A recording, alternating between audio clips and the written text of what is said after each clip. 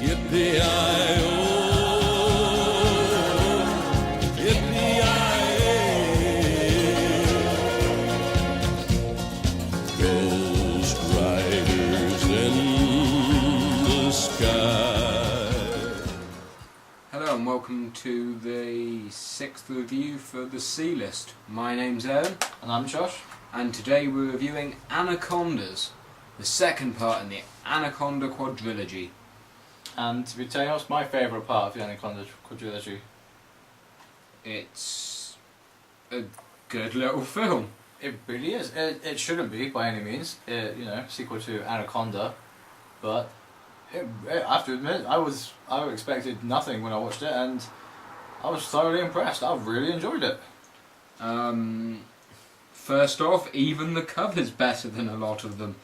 You got the snake eyes at the top, and then you got the actual main people that are in the film.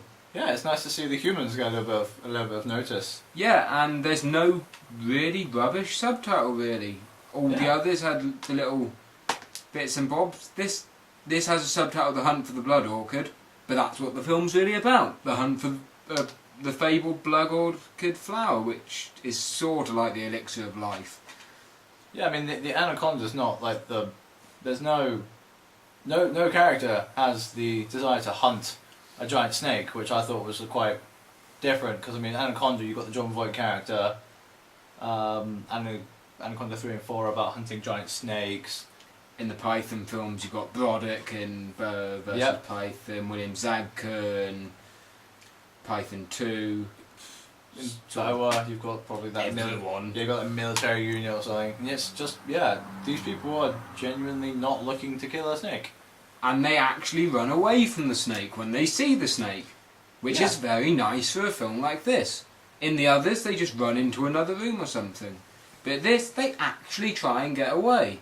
These people have a desire to live, which is close to revolutionary in a giant snake movie. And little things, like they'll see one of their friends dying, they won't hang around to try and save this said friend, they'll just run. What any logical person would do in that situation. Yeah. Which sort of makes it semi-believable in a fashion. The actual snakes are pretty well done in the film as well. CGI was impressive. Surprisingly, it's a sequel, and of course sequels aren't usually as good, but it is probably better than the first film. Yeah, it's certainly more enjoyable. Say what you like about the script and the characters and everything, and some of the dialogue, but it's more enjoyable by far.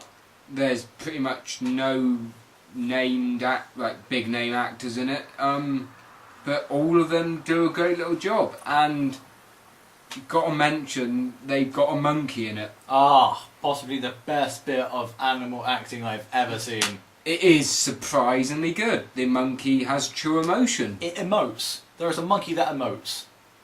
It shouldn't be possible, and at sometimes the monkey does steal the show. It's certainly better than certain members of the irritating cast, but yeah, with all films like this you'll get a couple of irritating members of the cast, but this has less than most, and it doesn't sort of overstay its welcome either as a film. With some of the giant snake films, they sort of tend to drag and just be generally quite bad. Snakes, Python 2 sort of being a good example. Yeah. This just sort of flows along at quite a nice pace. I think the big thing, which certainly succeeds for Anacondas, is the fact that there are points in the film where they decide just to leave the snake alone and continue with the original plot of the film. Because there are those who want to get the blood orchid, and there are those who want to go home.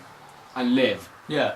And it's just nice the fact that, there are points where they just go, alright, we passed one snake attack, we'll just leave that behind and we'll carry on, and some of us will try and get the flower and some of us will try and live.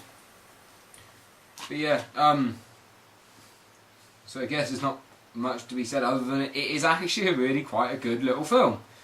Well worth seeing. Yeah, admittedly, certain I don't mean to spoil the plot for anyone, but certain bits, like the main characters are nearly all from like an office sort of group. They're like a board of scientists or something, I don't know. But basically, there's bits where they're in the jungle building rafts and stuff, and it's just sort of I wasn't really aware that key survival jungle skills were taught when you are taught how to file papers. And also, they all seem pretty proficient with weaponry as well. Yeah, they're all pretty. They were all a dab hand. You know, everyone's pretty accurate with guns, and you know. But I guess it is a giant snake film, and you believe a giant snake. That is true, and you can believe that accountants are fully trained weapons experts. They might go on little weekends where they go and train weaponry. Could be a holiday. So yeah, it actually does make sense, sort of, in a weird, slightly disturbing sort of way. But yes, it's probably the best in the Anaconda series. Watch it just for the monkey. Just for the monkey. And everything else will just be sort of the extra icing on the cake. Yeah. Right. Just.